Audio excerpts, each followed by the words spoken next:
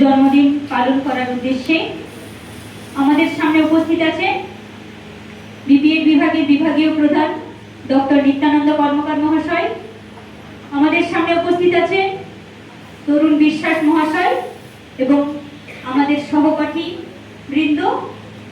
BPEd এবং B Ed বিভাগের সকলকে অভিনন্দন। আজকের এই অনুষ্ঠানের সভাপতি মহাশয় ডক্টর নিত্যানন্দ কর্মকার মহাশয়কে মঞ্চে আসার জন্য অনুরোধ জানাচ্ছি। তরুণ বিশ্বাস মহাশয়কে।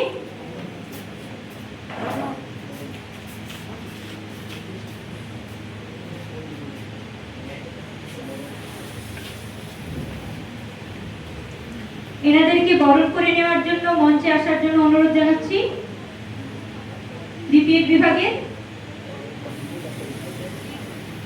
মমিনা ভাঙ্গি এবং বিএড বিভাগের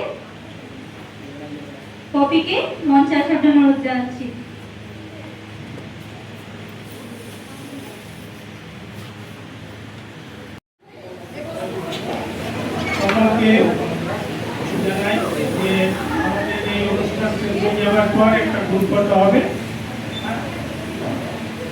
এখানে উপস্থিত সকল শিক্ষক মন্ডলী,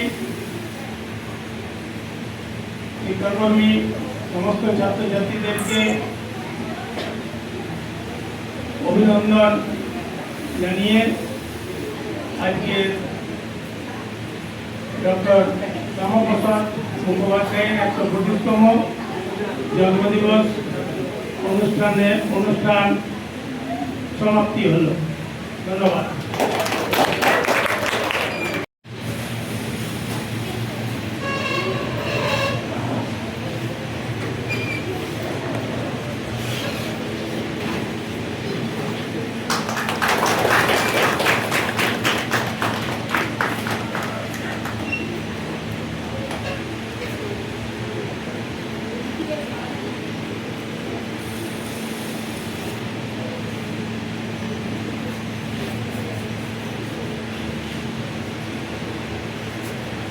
ওটা দেখতে ভালো লাগছে জিনিসটা, বোঝ। এর সাথে অন্যান্য স্যারেদেরও ওনার প্রতিকৃতিতে পুষ্পার্ঘ নিবেদনের জন্য অনুরোধ করছি।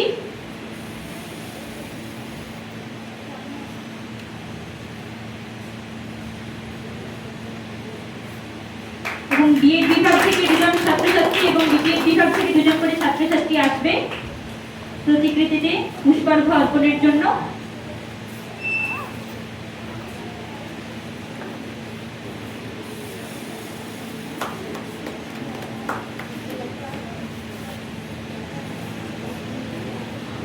চলে এসো, তোমরা চলে এসো।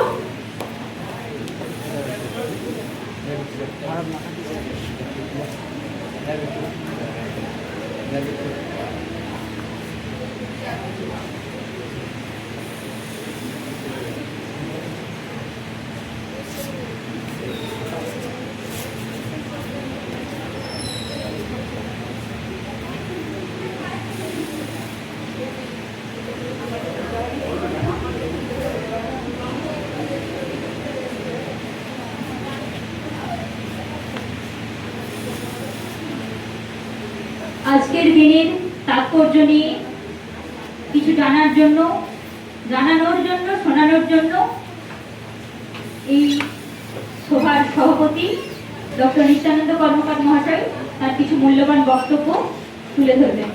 ওনাকে এখানে আসার জন্য অনুরোধ জানাচ্ছি।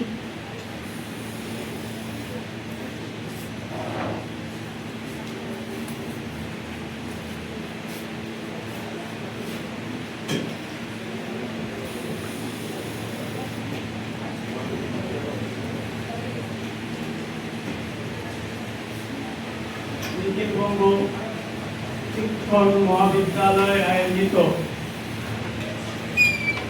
আজ ডক্টর শ্যামাপ্রসাদ মুখোপাধ্যায়ের জন্মদিবস উপলক্ষে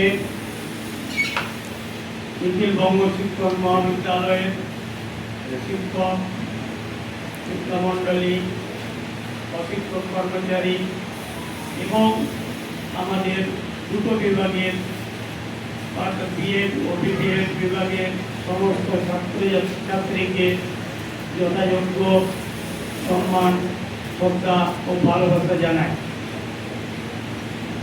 আমরা এখানে উপস্থিত হয়েছি, আমাদের এখানে দেখলেই বুঝতে পারা যায় ডক্টর শ্যামাপ্রসাদ মুখোপাধ্যায়ের জন্মদিবস পালন করার জন্য আমরা এসেছি। এখন একটা যেটা কথা হলো যে বিগত বছরগুলির দিকে যদি আমরা লক্ষ্য করি তাহলে দেখা যাবে যে আমরা আমাদের কলেজ অন্তত এই প্রথম ডক্টর শ্যামাপ্রসাদ মুখোপাধ্যায়ের জন্মদিবস পালন করছি। একটা কথা জেনে রাখা ভালো যে যদিও উনি ছিলেন একজন বিশিষ্ট রাজনীতিবিদ, অতএব এই রাজনীতিতেই ডক্টর শ্যামাপ্রসাদ মুখোপাধ্যায়ের অবদান অনেক বেশি। তার এই সূত্র ধরে আমি আমার ব্যক্তিগত অভিমত কিছু পোষণ করছি। অ্যাকচুয়াল ডক্টর শ্যামাপ্রসাদ মুখোপাধ্যায় জন্মগ্রহণ করেছিলেন 1901 সালে 6 জুলাই কলকাতায়, এবং তিনি বিশিষ্ট ব্যক্তিবর্গের মধ্যে একজন এই জন্যই যে তিনি ভারতীয় জাতিসংঘ প্রতিষ্ঠা করেন, যার সূত্র ধরেই আজকে ভারতীয় জনতা পার্টি দলের সূত্রপাত। একটা কথা মনে রাখা দরকার যে কোনো একটা দেশ বা কোনো একটা রাজ্য তখনই তার অগ্রগতি ঘটে যখন তার সামাজিক, অর্থনৈতিক এবং রাজনৈতিক সমস্ত দিকটা সুগঠিত থাকে। আজ আমরা সারা ভারতবর্ষে আমরা দেখেছি সিংহভাগ রাজ্য আজকে ভারতীয় জনতা পার্টি শাসন করছে। তার মানে এটাই প্রমাণ করে যে আমাদের ভারতবর্ষের অগ্রগতির জন্য এই ভারতীয় জনতা পার্টির নিশ্চয়ই একটা ভূমিকা আছে। না হলে আমাদের এই সিংহভাগ রাজ্যগুলো আজকে ভারতীয় জনতা পার্টি শাসন করত না। ঠিক পশ্চিম বাংলায় এই 2026-এ আমাদের দায়িত্বভার নিয়েছে ভারতীয় জনতা পার্টি, এবং বিগত কয়েক বছর ধরে আমরা যে দেখেছি যে বিশেষ করে আমি অন্যান্য সামাজিক রাজনৈতিক দিকটা বলবো না, সামাজিক দিকের একটা দিকেই আমি শুধু উল্লেখ করব যে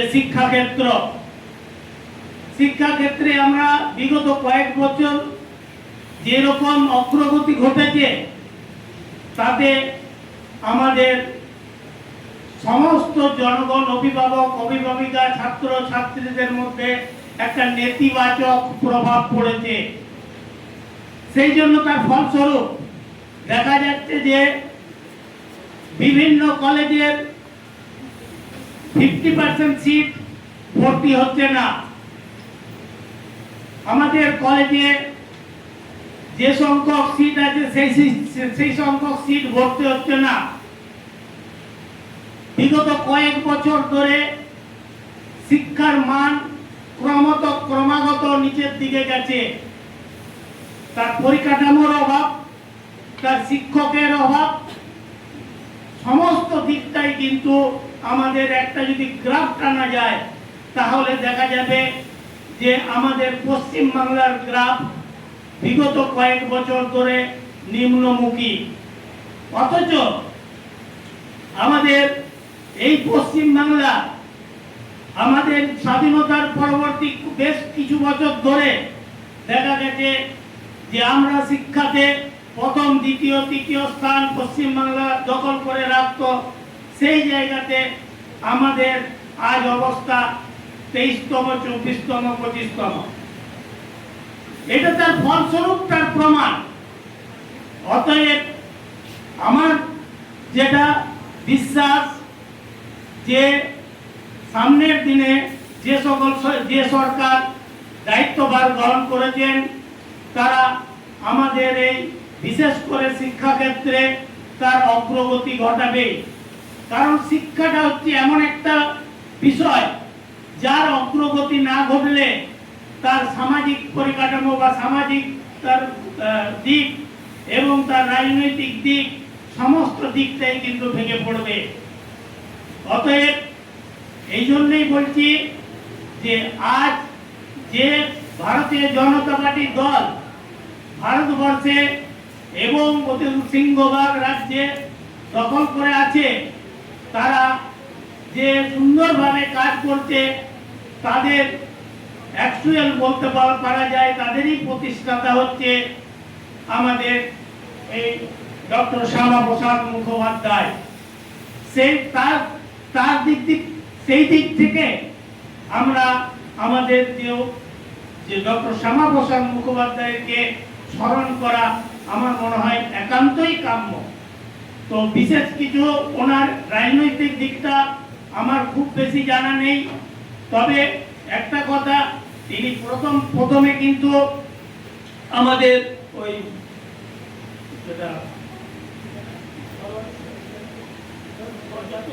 তিনি জাতীয় কংগ্রেসের যদিও সদস্য ছিলেন, কিন্তু জাতীয় কংগ্রেসের সদস্যের পদে মনোমালিন্য হওয়ার পর তিনি তার রাজনৈতিক মতপার্থক্য থাকার জন্য তিনি আলাদা দল গঠন করেন, ভারতীয় জনসংঘ। এই জনসংঘই আমাদের আজকে ভারতীয় জনতা পার্টির একটা পূর্বসূরি। যাই হোক, সেই সময় যখন ভারত স্বাধীনতা পরে ডক্টর জওহরলাল নেহরুর নেতৃত্বাধীনে যখন ভারত সরকার পরিচালিত হচ্ছিল, সেই সময় তিনি কিন্তু শিল্প এবং পরিকাঠামো এই সকল ব্যাপারে তিনি দেশের শিল্পমন্ত্রী বা শিল্পের দায়িত্বভার গ্রহণ করেছিলেন।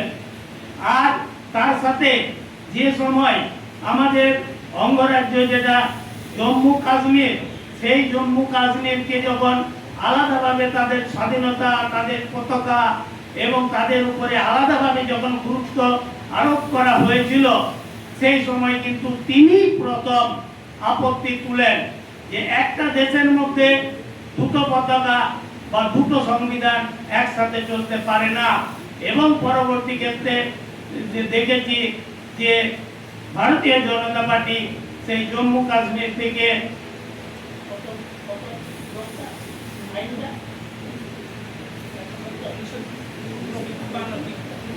370 যে আইন, সেটার একটা তার লোপ করে পরে আমাদের জম্মু কাশ্মীর এখন আমাদের নাগরিকের মধ্যে, আমাদের নাগরিকদের যা অধিকার, সেই অধিকার আমরা জম্মু কাশ্মীরের মধ্যে এখন পাবো।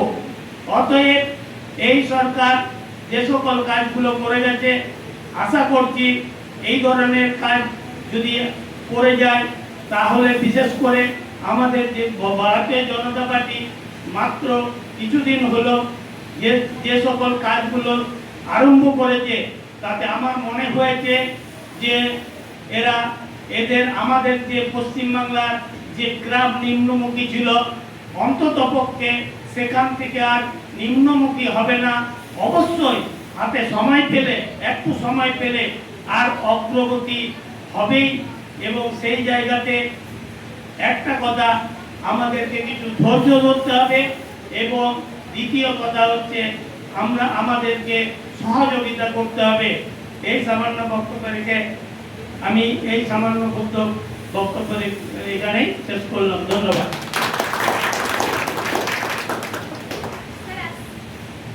আমাদের সামনে তার এত সুন্দর তথ্য প্রদান করার জন্য ওনাকে অসংখ্য ধন্যবাদ।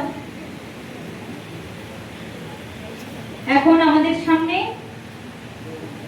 ডক্টর শ্যামাপ্রসাদ মুখোপাধ্যায়ের সম্পর্কে কিছু বিস্তারিত বলবেন তরুণ বিশ্বাস মহাশয়। ওনাকে এখানে আসার জন্য অনুরোধ জানাচ্ছি।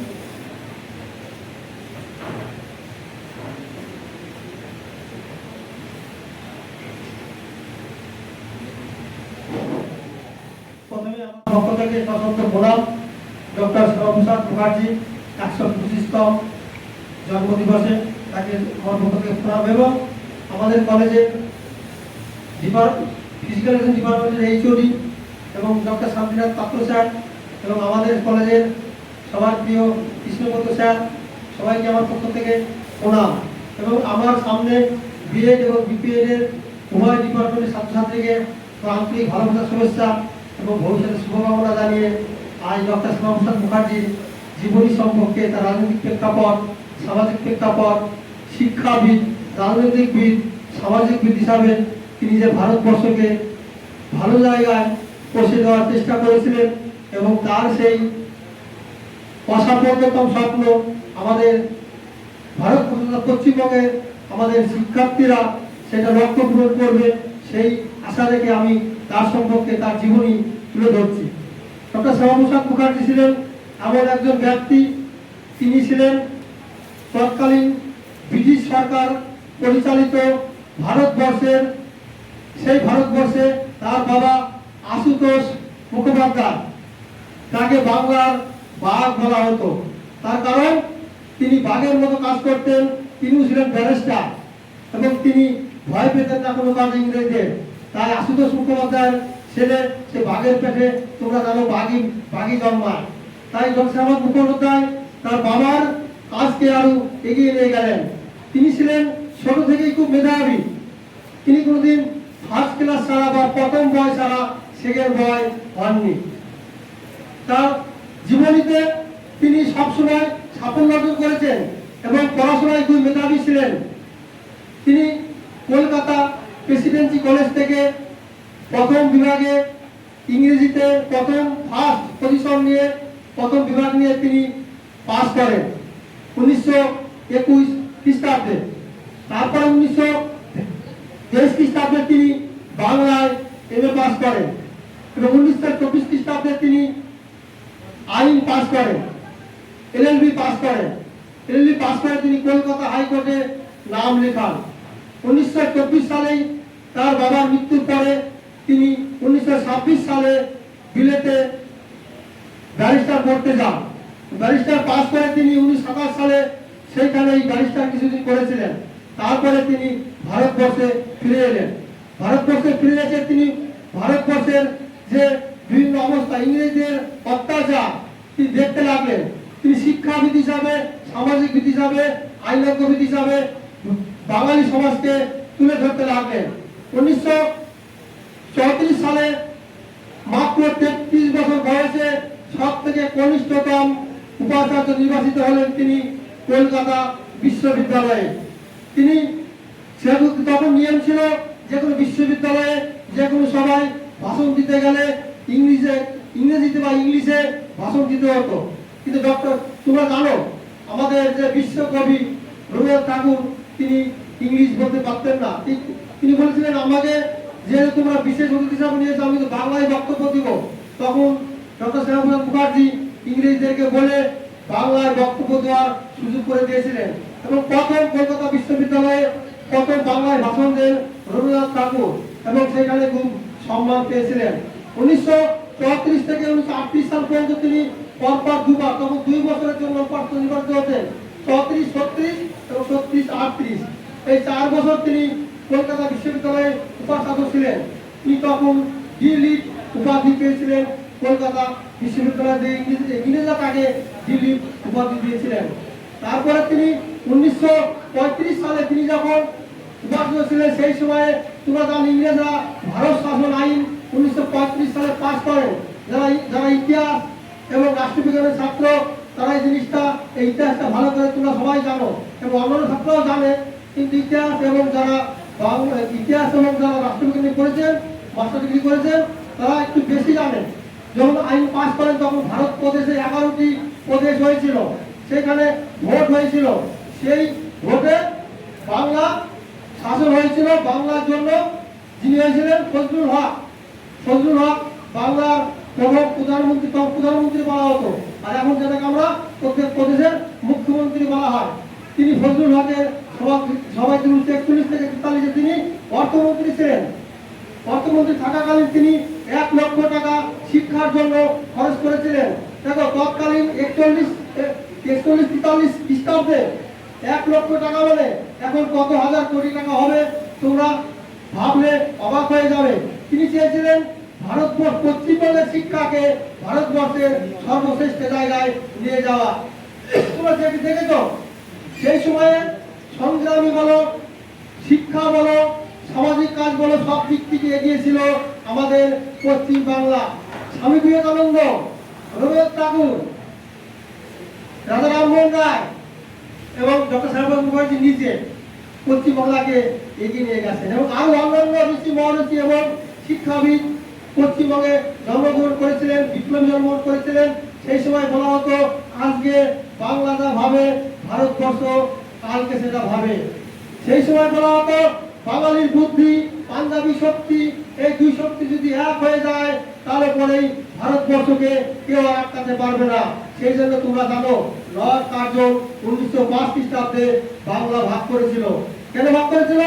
এই বাংলায় থেকেই ছিল শিক্ষার উৎস, সামাজিক কাজকর্মের উৎস, বিপ্লবের উৎস, দেশ স্বাধীনতার উৎস। তখন আমাদের রবীন্দ্রনাথ ঠাকুর তিনি আন্দোলন নেমেছিলেন। তোমরা জানো 1905 খ্রিস্টাব্দে 16 অক্টোবর রাখি বন্ধন উৎসবের মাধ্যমে রবীন্দ্রনাথ ঠাকুর বলেছিলেন হিন্দু মুসলিম খ্রিস্টান বৌদ্ধ সবাই আমরা ভাই বোন, আমরা এক হয়ে ইংরেজদের বাংলা ভাগকে রুখে দেব। সেই থেকে শুরু হলো আমাদের রাখি বন্ধন উৎসব। সেই রাখি বন্ধন উৎসবের মাধ্যমে বাংলাকে ভাগ করতে দেননি। কিন্তু তোমরা দেখো কারো পেছনে যদি কেউ ক্ষতি করবে বলে লেগে থাকে সে অবশ্যই ক্ষতি করবেই এবং করতে পারবেই। সেই সুযোগটা ইংরেজরা ছিল যে বাংলাকে এবং পাঞ্জাবকে আমরা ভাগ একদিন করবই। তোমরা দেখো 1947 সালে যখন বাংলা যখন ভারতবর্ষ স্বাধীন হয় তখন ঠিক ইংরেজরা ভারতবর্ষের মধ্যে থেকে বাংলাকে এবং পাঞ্জাবকে দুটো টুকরো করে দিয়ে গেছেন, পাকিস্তানের বানিয়ে দিয়ে গেছেন বাংলার কিছু অংশ এবং পাঞ্জাবের কিছু অংশকে। তাই বলি ইংরেজদের যে সফল তাদের যে পরিকল্পনা ছিল বাংলাকে ভাগ করব, সেই তাদের পরিকল্পনা সফল হয়েছে। কিন্তু ইংরেজরা চেয়েছিল পুরো বাংলাটাকেই পাকিস্তান, তখন শুধু পাকিস্তান ছিল, পুরো পাকিস্তান পশ্চিম পাকিস্তান হাতে তুলে দিব। সেই সময়ে ডক্টর শ্যামাপ্রসাদ মুখার্জি মুখে দাঁড়িয়েছিলেন। তিনি 1940 থেকে 44 সাল পর্যন্ত অখিল ভারতীয় হিন্দু মহাপরিষদের সভাপতি ছিলেন এবং তারপরে যখন বাংলায় ইংরেজরা দেখলো বাংলাকে ভাগ করতে গেলে হিন্দু এবং মুসলমানদের মধ্যে সাম্প্রদায়িক সুরসুরি দিতে হবে। ইংরেজরা জানতো হিন্দু মুসলিম এবং মুসলিমদের মধ্যে একটুখানি সুরসুরি দিলেই এই দুই সম্প্রদায় তাদের নিজেদের মধ্যে গন্ডগোল মারামারি দাঙ্গায় লুপ্ত হয়ে যাবে। আমাদের বাংলাকে তখন পাকিস্তানের মধ্যে দিয়ে দেওয়া সহজ হবে। সেই ঠিক তখন বাংলার প্রধানমন্ত্রী ছিলেন সোহরাবুদ্দিনকে ইংরেজরা বললো তুমি যদি এই বাংলাকে নিতে চাও তাহলে তোমাকে আগে কলকাতাকে হিন্দু শূন্য করতে হবে। সেই পরিকল্পনা যদি করতে পারো তবেই বাংলা তুমি পাকিস্তানে পাবে, তাহলে হিন্দুরা এটা রুখে দেবে। সোহরাবুদ্দিন যখন প্রধানমন্ত্রী ছিলেন, সোহরাবুদ্দিন কি ইংরেজদের যুক্তি শুনে তিনি কি করলেন 1946 সালে 16 আগস্ট তিনি লালবাজারে বসে থাকলেন এবং ইংরেজদের নিষ্ক্রিয় করে দিলেন। ইংরেজদের প্ররোচনায় তিনি মুসলিমদেরকে সাধারণ গরিব মুসলিমদেরকে উস্কানি দিয়ে সাম্প্রদায়িক গন্ডগোল লাগিয়ে দিলেন এবং হিন্দু মুসলমান সাম্প্রদায়িক গন্ডগোলে প্রচুর লোক মরতে লাগলো এবং সেই সময়ে গোপাল মুখোপাধ্যায় তিনি রুখে দাঁড়ালেন এবং দুই হিন্দু মুসলমানদের মধ্যে প্রচুর লোক মারা গেল। তখন সোহরাবুদ্দিন মহাত্মা গান্ধীকে ডাকলেন এবং মহাত্মা গান্ধীর সাহায্যে গোপাল মুখার্জি অস্ত্র নামালেন এবং সাম্প্রদায়িক দাঙ্গা বন্ধ হলো। 1940 খ্রিস্টাব্দে মোহাম্মদ জিন্নাহ তিনি তার সম্মেলনে বলেছিলেন, লাহোর অধিবেশনে বলেছিলেন আমরা পাকিস্তান চাই, সেই পাকিস্তানকে দিতেই হবে। তিনি আন্দোলন তুললেন, কিন্তু সেই সময়ে মহাত্মা গান্ধী বলেছিলেন যে যদি দেশ ভাগ হয় তারা আমার মৃতদেহের উপর দিয়ে দেশ ভাগ হবে। কংগ্রেসরা কোনোদিনই চাননি দেশ ভাগ হবে, কিন্তু আমাদের দেশের কমিউনিস্ট পার্টি, সিপিআইএম পার্টি তারা বলেছিলেন আগে পাকিস্তান হবে, তারপরে ভারত স্বাধীন হবে। কি হলো? কমিউনিস্টরা তখন আন্দোলন করতে লাগলো, রাস্তা নেমে বললেন আগে পাকিস্তান হোক, তারপরে ভারত স্বাধীন হোক। সেই কথা মতো যখন 1947 সালে একদিন আগে 14 আগস্ট পাকিস্তান স্বাধীন হয়েছে, তারপরে 15 আগস্ট ভারত স্বাধীন হয়েছে। যখন সাম্প্রদায়িক গন্ডগোল হলো, সবকিছু হলো, যখন ইংরেজরা এবং কংগ্রেস বাধ্য হলো পুরো বাংলাকে এবং পাঞ্জাবকে পাকিস্তানের হাতে তুলে দিতে, সেই সময়ে এই ডক্টর শ্যামাপ্রসাদ মুখার্জি রুখে দাঁড়ালেন যে যদি এটা হয়, এখনই কি হচ্ছে, সাম্প্রদায়িক গন্ডগোল হয়ে যাচ্ছে, হিন্দু মুসলিম গন্ডগোল হচ্ছে, যদি এটা পুরো বাংলাটায় চলে যায় তাহলে বাঙালি হিন্দুদের আর অস্তিত্ব থাকবে না। তাই তিনি প্রথম তারকেশ্বরে তিনি আওয়াজ করলেন আমরা বাংলা ভাগ চাই, হিন্দুদের জন্য একটা আলাদা হোমল্যান্ড চাই, এই হোমল্যান্ড না দিলে হিন্দুদের অস্তিত্ব আর থাকবে না। সেই কথা মতো তিনি তখন আস্তে আস্তে সারা বাংলায় সব জায়গায় ঘুরতে লাগলেন এবং তিনি তার জাতীয় রক্ষা কমিটি গঠন করে সেই রক্ষা কমিটির মাধ্যমে তিনি বাংলাকে ভাগ করার জন্য মহাত্মা গান্ধীর কাছে গিয়েছিলেন এবং বড় বড় কমিটির সাথে কথা বলেছিলেন। অখিল ভারতীয় হিন্দু মহাসভা তাকে সাহায্য করেছিলেন, তিনি বেনারসে গিয়ে সেখানে সম্মেলন করেছিলেন এবং সবাই তাকে কংগ্রেসের নেতারা দেখলো। সেটাই তো 46 সালে 16 আগস্ট গন্ডগোলটা হলো, যদি ভাগ না হয় তাহলে ভাগ হওয়ার পরে এই গন্ডগোল বাড়তে থাকবে। সেই জন্য কংগ্রেস তখন সাপোর্ট দিয়েছিলেন এবং কমিউনিস্ট পার্টি জ্যোতি বসু তিনিও তখন বাধ্য হয়েছিলেন এই যে পশ্চিমবঙ্গ ভাগের যে ভোট হয়েছিল সেই ভোটে তিনি ভোট দিতে বাধ্য হয়েছিলেন। তখন আমাদের বর্ধমানে মহারাজের বাড়িতে ভোটাভুটি হয়, সেই ভোটাভুটিতে 58-21 ভোটে বাংলা ভাগ হয়। 21টা ভোট পেয়েছিলেন পাকিস্তানের পক্ষে এবং 58টা ভোট করেছিল আমাদের এই বাংলার পক্ষে। তখন কি হয়েছিল যে বাংলা ভাগ হবে গঙ্গা নদী বরাবর, যদি গঙ্গা নদী বরাবর ভাগ হয় তাহলে কলকাতাটা পড়ে যাচ্ছে পাকিস্তানের মধ্যে। তখন শ্যামাপ্রসাদ মুখার্জি বললেন না, আমরা কলকাতা আমাদের রাজধানী ছিল, কলকাতা পশ্চিমবঙ্গের রাজধানী হবে।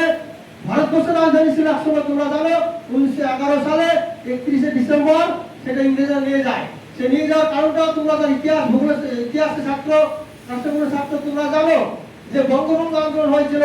সেই আন্দোলনের চাপে পড়ে ইংরেজরা দেখলো এই বাংলায় যদি রাজধানী থাকে তাহলে আমরা আর ভারতবর্ষকে বেশি দিন চালাতে পারবো না। 1911 সালে কি হলো, বঙ্গভঙ্গ রদ হলো। রদ হওয়ার পরে তিনি দেখলেন যে আমরা এখান থেকে নিয়ে যাই। তখন 1911 সালে 31শে ডিসেম্বর তখন কোথায়, দিল্লিতে কলকাতা থেকে রাজধানী নিয়ে যান। যাই হোক, ডক্টর শ্যামাপ্রসাদ মুখার্জি নেতৃত্বে কংগ্রেস এবং অন্যান্য যারা ছিলেন কংগ্রেস, বামপন্থী, কমিউনিস্ট তাদেরকে বোঝাতে বাধ্য হয়েছিলেন এবং যারা পশ্চিমবঙ্গের হিন্দু সমাজ ছিলেন তারাও তাদের প্রতিনিধি কংগ্রেস এবং বামপন্থের প্রতিনিধিদের বলেছিলেন যে আমরা বাংলা ভাগ চাই, হিন্দুদের জন্য আলাদা হোমল্যান্ড চাই, তাই এই বাংলা ভাগের পক্ষে ভোট দিতে হবে। তখন কংগ্রেস এবং কমিউনিস্টের যারা সদস্য ছিলেন, তখনকার এমএলএ, এখনকার এমএলএ বলা হয়, যারা মেম্বার ছিলেন তারা এই বাংলা ভোটের পক্ষে ভোট দিতে বাধ্য হয়েছিলেন। যারা 1947 সালে 1947 সালে 15 আগস্ট ভারত স্বাধীন হন। স্বাধীন হওয়ার পরে জওহরলাল নেহরু সরকার গঠন করে এডুকেশন করলেন। সেই সরকারের প্রথম শিল্পমন্ত্রী বা শ্রমমন্ত্রী, পরিকাঠামো মন্ত্রী ছিলেন ডক্টর শ্যামাপ্রসাদ মুখার্জি। তিনি কংগ্রেস পক্ষ থেকে মন্ত্রী ছিলেন। তার সঙ্গে কত সালে, 1950 সালে যখন পূর্ব পাকিস্তানের দাঙ্গা হয়, নোয়াখালীতে হাজার হাজার হিন্দুদের মৃত্যু হয়, তিনি তখন জওহরলাল নেহরুকে বললেন আপনি এই ব্যাপারে কিছু সমাধান করেন। এইভাবে সাম্প্রদায়িক গন্ডগোল চলতে থাকলে দেশের সম্প্রীতি নষ্ট হবে, বাঙালি হিন্দুদের অস্তিত্ব নষ্ট হয়ে যাবে পূর্ব পাকিস্তানে। তিনি তখন লিয়াকত চুক্তি করলেন। সেই চুক্তিতে সেরকম কিছু ছিল না, তাই তিনি রাগ করে কংগ্রেস ত্যাগ করলেন এবং 1951 সালে অক্টোবর মাসে তিনি ভারতীয় জনসংঘ পার্টি প্রতিষ্ঠা করেন। সেই জনসংঘ পার্টিতে যখন দিল্লিতে প্রতিষ্ঠা করেন তখন ভারতবর্ষের মহান মহান ব্যক্তি সেখানে উপস্থিত ছিলেন। তোমরা জানো তৎকালীন আমাদের প্রধানমন্ত্রী অটল বিহারী বাজপেয়ী, তিনিও যখন ডক্টর শ্যামাপ্রসাদ মুখার্জির সেই জনসংঘ পার্টির উপস্থিত ছিলেন, তিনিও জনসংঘ পার্টির সদস্য ছিলেন। যারা যারা এই শ্যামাপ্রসাদ মুখার্জির সঙ্গে ছিলেন তারা একদিন ভারতবর্ষ পরিচালনা করেছেন এবং ভারতবর্ষের বড় বড় জায়গায় পৌঁছেছেন। তিনি তখন দেখলেন এই জনসংঘের মাধ্যমে ভারতবর্ষকে কংগ্রেস মুক্ত না করতে পারলে এই ভারতবর্ষ কোনোদিন সফল হবে না, ভারতবর্ষকে এগিয়ে নিয়ে যাবে না।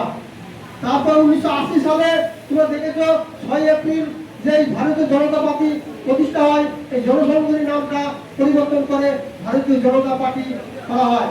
তিনি 1953 খ্রিস্টাব্দে কি করলেন যে 370 ধারা ইস্যু করলেন, চালু করলেন। এক দেশে দুটো আইন, তিনি বললেন এক দেশ এক নিশান এক আইন, এইটাই চলবে। এক দেশে দুই নিশান দুই আইন চলতে পারে না। তিনি তখন কি করলেন যে তখন কাশ্মীরে যেতে গেলে ভারত সরকার এবং কাশ্মীর সরকার তখন অনুমতি রাখতেন, কিন্তু তিনি বললেন যে একই ভারতবর্ষে আমরা যাবো, তো আমি কার অনুমতি না নিয়ে যাবো। তিনি তখন কাশ্মীরে প্রবেশ করলেন এবং কাশ্মীর সরকার তাকে অ্যারেস্ট করলেন। অ্যারেস্ট করার পরে তাকে তোমরা জানো এর আগের দিন যিনি এসেছিলেন আমাদের ডক্টর সুভাষ সরকার, তিনি বলেছেন কি করেছিল তাকে তখন চিকিৎসা না করে তাকে ঠান্ডা ভয়ে সচেতন করে রাখে, তাকে মৃত্যুর মুখে ঠেলে দিয়েছিল।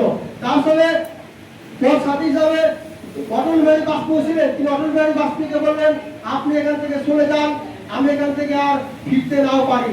তিনি অটল বিহারী বাজপেয়ীকে পাঠিয়ে দিয়েছিলেন। তিনি বলেছিলেন অটল বিহারী, তোমার দেশের অনেক কাজ বাকি আছে, তোমাকে দেশের অনেক কিছু করতে হবে, তোমার অল্প বয়স, তুমি এখান থেকে ফিরে যাও, তুমি দেশের জন্য কিছু করতে থাকো। কিন্তু তখন কি হলো 1953 সালে 23শে জুন ডক্টর শ্যামাপ্রসাদ মুখার্জি কাশ্মীরে দেহত্যাগ করলেন। তাকে কলকাতা নিয়ে আসা হয়েছিল। কলকাতা যখন নিয়ে আসা হয়েছিল ডক্টর শ্যামাপ্রসাদ মুখার্জিকে পশ্চিমবঙ্গ ভারতবর্ষের লোক অতটাই ভালোবাসত যে হাজার হাজার লোক দেখতে এসছে। রবীন্দ্রনাথ ঠাকুর যখন মৃত্যু সমাবেশে যখন শ্মশানে নিয়ে যাওয়া হয়, যতটা লোক হয়েছিল তার থেকেও কোনো অংশে কম নয়। তাই ডক্টর শ্যামাপ্রসাদ মুখার্জি যদি না থাকতো তাহলে পরে আজকে আমাদের পশ্চিমবঙ্গ গঠন হতো না, আমাদের এই বাংলাটা পুরোটাই চলে যেত পাকিস্তানে। এবং কলকাতা যে আমাদের ঐতিহ্যপূর্ণ শহর, ব্রিটিশরা শাসন করেছিলেন, কলকাতা থেকে ভারতবর্ষের রাজধানী প্রতিষ্ঠা করে সেই কলকাতা শহর, আমাদের পবিত্র গঙ্গা নদী, কৃষি আমাদের ভারতবর্ষের মধ্যে থাকতো না। তাই ডক্টর শ্যামাপ্রসাদ মুখার্জিকে আরেকবার আমার পক্ষ থেকে সশস্ত্র প্রণাম জানিয়ে আমি আমার ক্ষুদ্র বক্তব্য শেষ করছি।